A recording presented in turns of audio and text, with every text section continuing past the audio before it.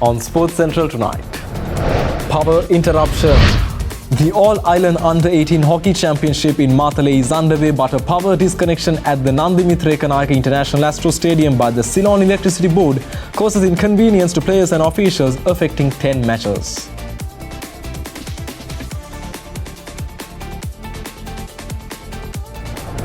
Maiden final. Captain Laura Woolboard's batting masterclass and Madison Cap's all-round performance propelled South Africa into their maiden World Cup final, disappointing England and taking hopes away from them about another World Cup title. Completes the catch! A sensational performance from the Proteas. History in Guwahati. Sir James Anderson, England's all-time leading wicket taker, receives his knighthood from Princess Anne during a ceremony at Windsor Castle. And mixed day. Yannick Sinner and Alexander Zverev get through to the last 16 of the Paris Masters, while Casper Ruud crash out, ending his chances of qualifying for the ATP Finals in Turin next month.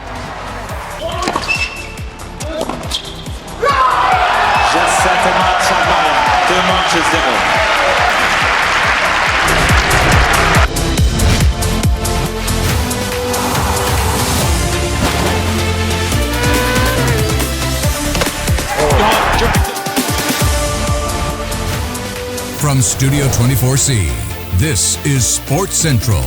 And now, here's Vinut Varnasurya.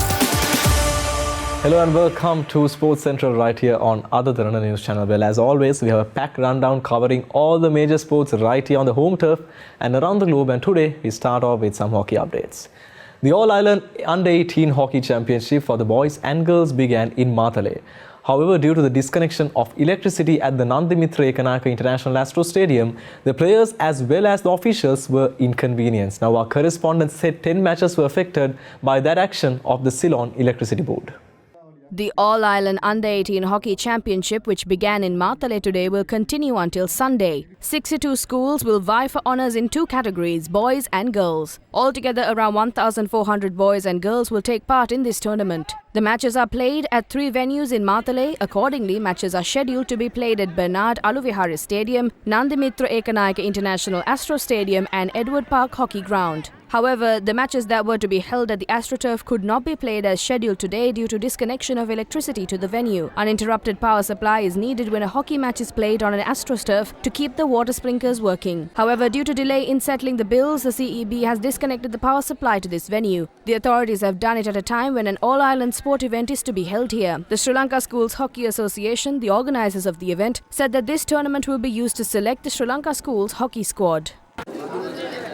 ඇයි ඉතින් සෙල්ලම් කරන්න නැති ඉන්නේ? පුතාලා කොහෙන්ද ඉඳලාද ආවේ? ගාල්ලේ ඉඳලා ඇවිල්ලා මොකද මේ බලන්න ඉන්නේ? තාම මැච් නැහැ.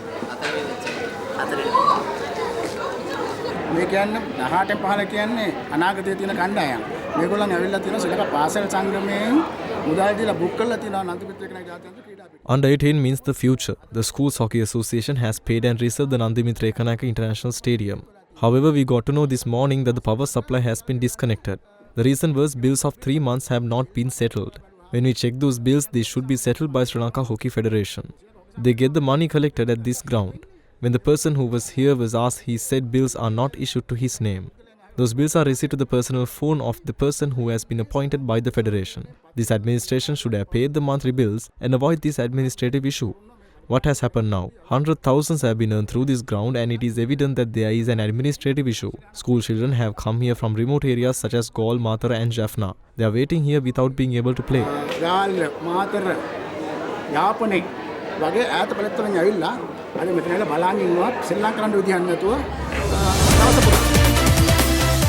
Foreign participants dominated the court today in the semi-finals of the ATF Under-14 Colombo Week 2 tennis tournament organised by the Sri Lanka Tennis Association. This tournament is held under the purview of the Asian Tennis Federation.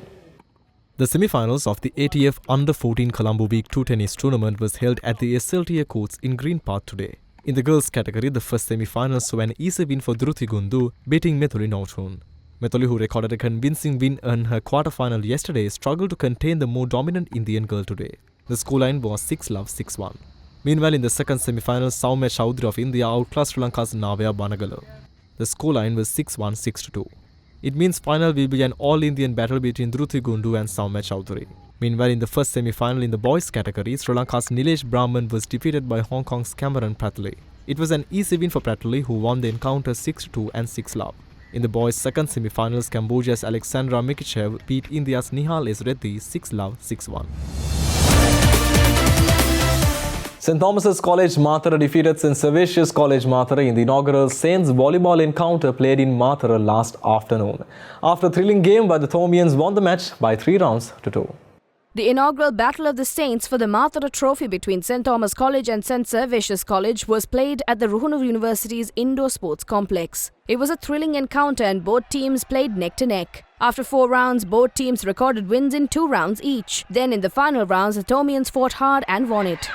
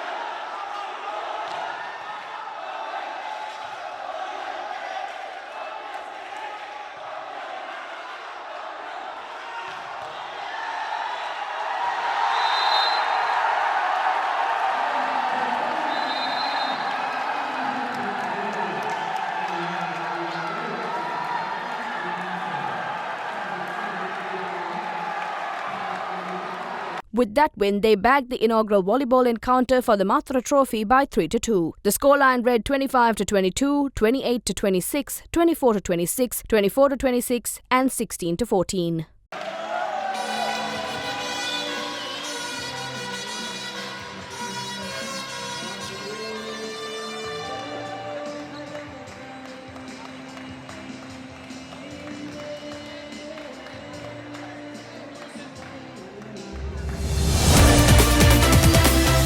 Reigning League champions Kandy Sports Club have strengthened their squad ahead of the 25-26 rugby season, further cementing their dominance in Sri Lanka rugby by being able to enlist a player after the retirement of playmaker Tarinda Ratwata. The Hill Country Giants have once again shown their commitment to nurturing young talent while blending experience and youth. His inclusion expected to bring renewed energy and creativity to Kandy's offensive game. In a further boost, Kinsu skipper and scrum half Tavish Ekanayaka, the younger brother of Dina Ekanayaka, and Rivin Baudavin have also committed with the club, underlining Kandy's long-standing tradition of grooming top school talent. Meanwhile, Trinity College stars Manusha Silva and Nishara Premachandra are set to join the team in early December, adding more youthful bite and potential to an already formidable lineup. We're heading into a short commercial break. More sporting action coming right after this. You're watching Sports Central on other Derana news channel.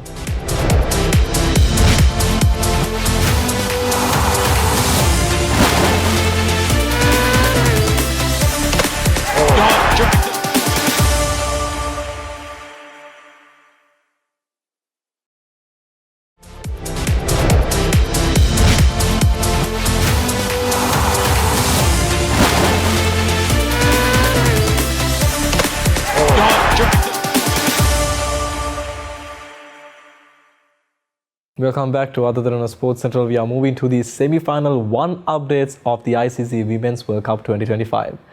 Captain Laura Wilward's batting masterclass and Madison Caps 5-4 propelled South Africa into their maiden World Cup final off the back of a 125-run victory over England yesterday.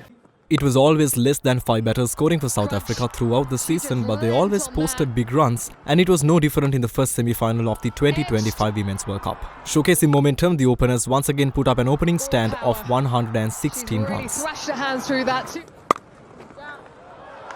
Again, it's the line. That is an area of strength for Tasman Brits. Enough of it and over the partnership fell when Tansim Brits was bowled out by Sophie Eccleston for 45 runs. However, skipper Laura Wilward led the side with an exemplary innings of 169 runs, hitting 20 boundaries along with 4 maximums. As she can. It's an inspiring 100 from the South Africa captain Laura Wolfart. Go for the catch. Power from Volfart. Tried. England had a quick strike, picking up 2 wickets soon, but the Proteas' promising all-rounder Madison Capp came to the crease. She did not forget to leave a mark, scoring 42 quick runs off 33 balls. Up and over. Big hit with the spin. Gone along the ground. It's a beautiful cricketing shot. However, Sophie Eccleston was the bowler to be aware of as she bowled her 10 overs, conceding below 5 runs per over and picking up 4 key wickets. But Chloe Trident gave the finishing touch from the bottom with 33 runs off 26 balls to help South Africa reach 319, losing 7 wickets in their allotted 50 overs. Keeps going with her slower balls, but she anticipates in a semi-final match. 300 and... Chasing a challenging target of 320, the nightmare came very early for England as their promising openers Tammy Beaumont, Amy Jones and number 3 batter Heather Knight all departing for ducks, with Madison Capp picking 2 of it.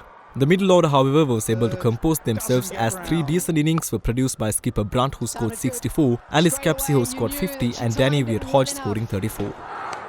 Advancing, edge, down to the boundary it goes. That is hit with some power. Got into a position, good enough. Goes Aerial. A skipper brings up her half-century in rich vein of form.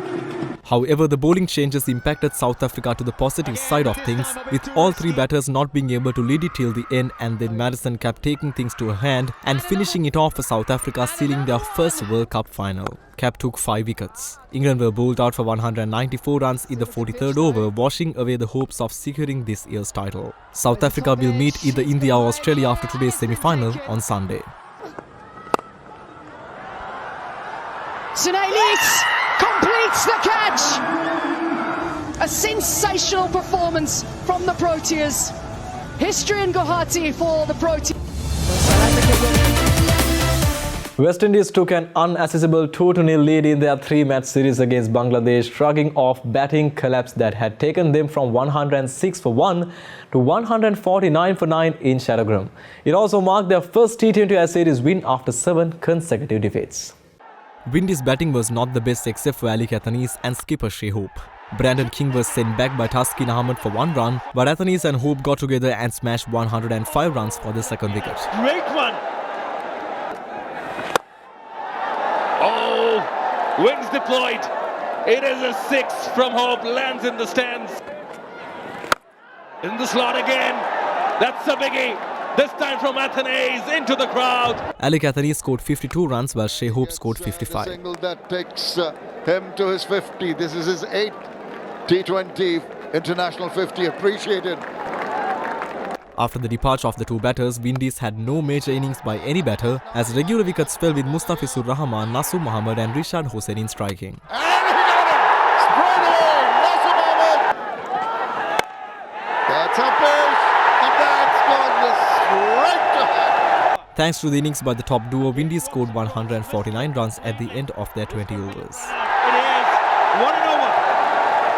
What an over from Mustafizur Rahman. Just the 5 runs, and he also picks up a couple of wickets. So West Indies end up with 149 for 9. Chasing 150, the starting pattern was not much different, with openers Said Hassan leaving soon, but Tanzil Hassan and Lithon Das putting up a decent second wicket stand. Well, once again, guides it nicely. Belongs to the umpire. Wide put away. Tanzil Hassan's 61 runs went in vain as it wasn't good enough, with Romario Shepherd and Akil Hossain demolishing the middle over and lower order of Bangladesh. The pair picked up 3 wickets each, and experienced Jason Holder also contributed with 2 wickets. Wide one. And it's straight into the hands. And it knocks him over with the beauty of the delivery. It's a peach. Bangladesh could only gather 135 runs at the end of their allotted 20 overs, losing 8 wickets, giving Windies the second win in the series and also the series victory. End of the game. A comprehensive win for the West Indies.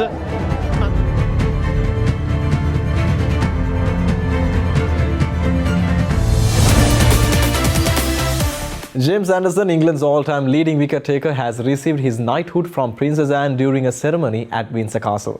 Anderson, who is 43 years of age, was named in former Prime Minister Rishi Sunak's resignation honours list in April for services to cricket, having brought the curtain down on his 21-year 188 Test career at Lord's in July 2024. He finished with 704 Test wickets, with the most ever taken by a pace bowler, and behind only spinners Muthaiya Muralidharan with 800 wickets and Shane Warne with 708 wickets. He also claimed a further 269 wickets in one day international, still an England record, despite playing his last white ball match in 2015. After his international retirement, Anderson continued to play for his county Lancashire during the 2024 season and excelled on his return to T20 cricket after a decade-long absence, as he helped to take his club to final days at Edgbaston. He also earned a wildcard contract with Manchester Originals in 100 and is in talks to continue his career into the 2025 season.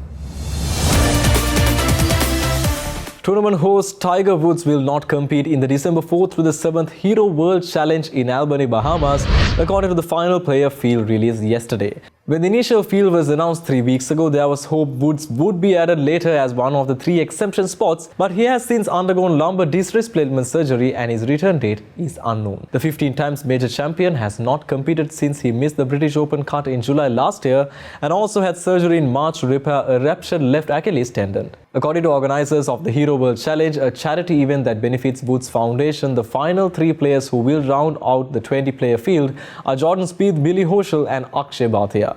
Twice defending champion Scotty Scheffler and 2016 winner Hideki Matsuyama of Japan were previously announced as being among those who had officially committed to the event.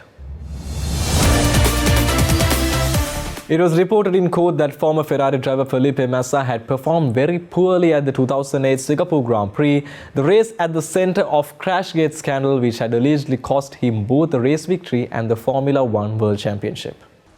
According to reports, the Brazilian, now aged 44, was taking legal action over what he claimed was a conspiracy that had denied him the title, which had been won by Lewis Hamilton for McLaren. Massa was said to have attended the High Court in London for the opening day of a 3-day hearing, during which he was seeking around £64 million plus interest from former F1 boss Bernie Ecclestone, Formula One and the FIA. It was recalled that Massa had been leading the Singapore race when Renault driver Nelson Piquet Jr. had deliberately crashed in to trigger a safety car which had benefited his teammate Fernando Alonso, allowing him to win the race from 15th on the grid. During the safety car period, Ferrari had pitted Massa, but a pit stop error had dropped him to the back of the field and out of the points. Ecclestone's lawyer David Quest reportedly argued that Massa and Ferrari's own mistakes rather than Piquet's deliberate crash had led to him missing out on the championship. Quest was also said to have stated that Ecclestone, who had turned 95 that week, did not remember giving the interview at the centre of Massa's legal case. Massa's case was said to rest on comments that Ecclestone had allegedly made in an interview in F1 Insider in 2023, in which he had claimed that he and then FIA President Max Mosley had known Piquet's crash was intentional but had chosen not to act in order to protect the sport and save it from a huge scandal.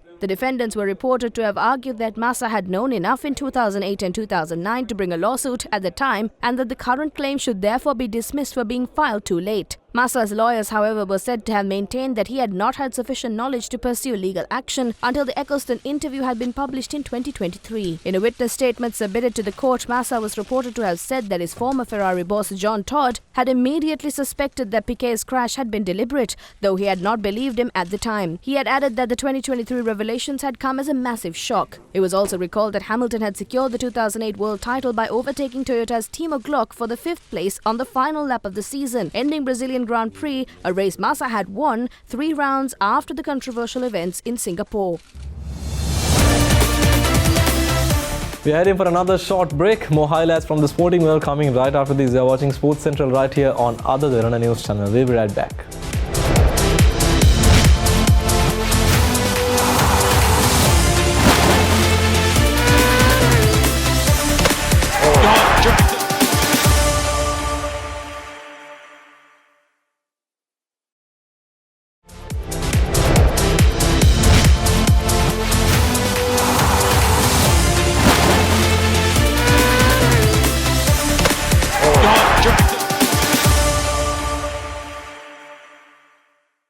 Welcome back to Sports Central right here on Other Derana News channel. We are moving to the international tennis court now, where the Paris Masters is underway. Yannick Sinner and Alexander Zverev are through to the last 16 of the Paris Masters after winning their matches yesterday, while Casper Ruud crashed out, ending his chances of qualifying for the ATP Finals in Turin next month. Sinner dismissed his opponent Sisu Bergs in straight sets, running out of 6-4, 6-2 winner in the 1 hour and 29 minutes played.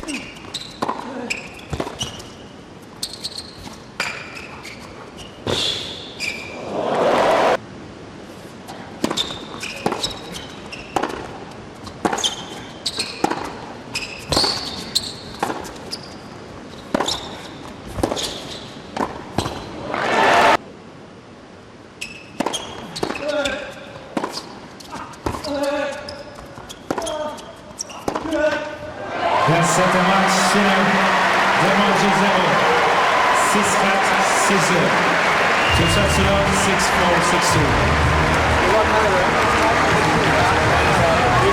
6-2. Sinner beat Zverev in the Vienna Open final on Sunday, but the German has bounced back and is into the third round after defeating Camilo Ugo Cabelli. It took him 3 sets though after losing an opening tiebreaker, but he won the next set 6-1 before closing out the match 7-5 in the third.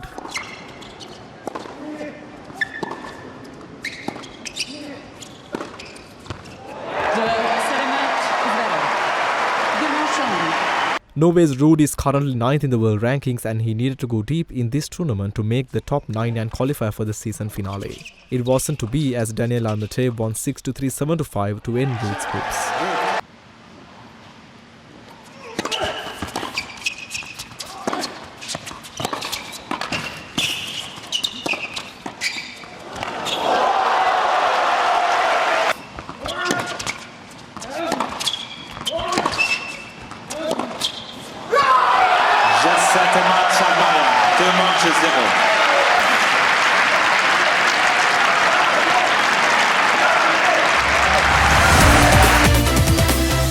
Second string Liverpool were thumped 3-0 by Crystal Palace as Ismaila Sarr struck twice for the visitors in the League Cup on Wednesday, booking the London side spot in the quarter-finals and piling more misery on Arne Slot's struggling side.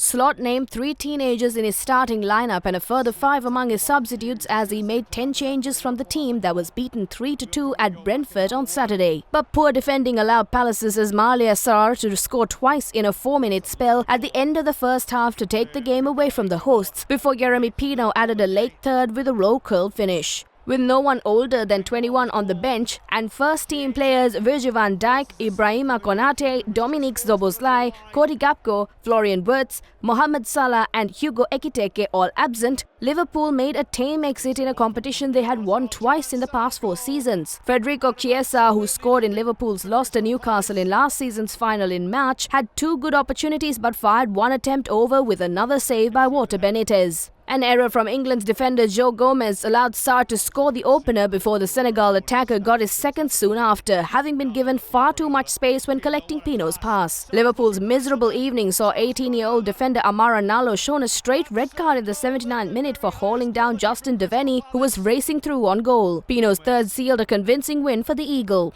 Wednesday's loss continues a dismissal run of form for the Premier League champions, who have a tough run of games coming up. They host Aston Villa in the league on Saturday, Real Madrid in the Champions League on Tuesday, and travel to Manchester City on Sunday, the 9th of November. Palace will play at Arsenal in the quarter-final, with the tie to be played in the week commencing 15th December. Pino looking to seal it in style, which he does quite brilliantly. Real Madrid are seeking compensation from the UEFA after the club said yesterday that Regional Court of Madrid had dismissed appeals filed by UEFA, the Spanish Football Federation and La Liga regarding their Super League. Real were among 12 European clubs that backed the breakaway competition in 2012 before support for the controversial event collapsed under fan and government pressure. European soccer's governing body UEFA had also stopped the formation of the Super League, threatening sanctions against clubs joining the competition. But in December 2023, the European Court of Justice said UEFA and FIFA had contravened EU law by doing so. It was reported that a Spanish judge had ordered football's world governing body FIFA and the European governing body UEFA to halt their opposition to a proposed parallel European competition. The court had ruled that both organizations had engaged in anti-competitive behavior and had abused their dominant position in the sport. In response, Real Madrid was said to have welcomed the decision by the Regional Court of Madrid to dismiss the appeals lodged by UEFA, the RFEF and La Liga. The club stated that the ruling confirmed UEFA had, in relation to the Super League project, seriously infringed European Union competition laws by abusing its dominant position, in line with the earlier judgment from the Court of Justice of the European Union. The club was also reported to have said that the judgment paved the way for substantial claims to seek compensation for the damages it had suffered as a result of the issue. And finally tonight, with just 100 days to go until the opening ceremonies of the Milano-Cortina 2026 Winter Olympics, the organizers yesterday released a promotional video to celebrate crossing into the final stretch before the start of the Games. The 2026 Games will be co-hosted by Milan and Cortina d'Ampezzo and run from February 6th to the 22nd next year.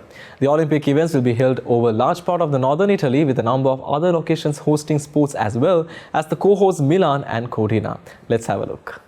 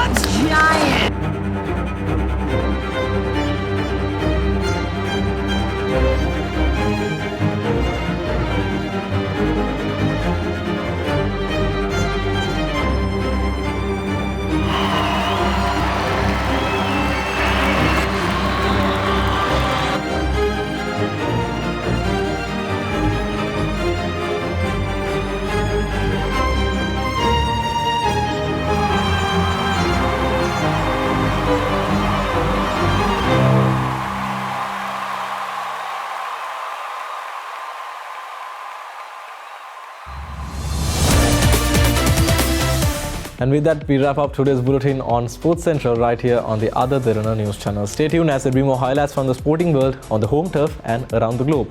Well then, until tomorrow, I'm Vinuth Varnasurya signing off. Have a good night.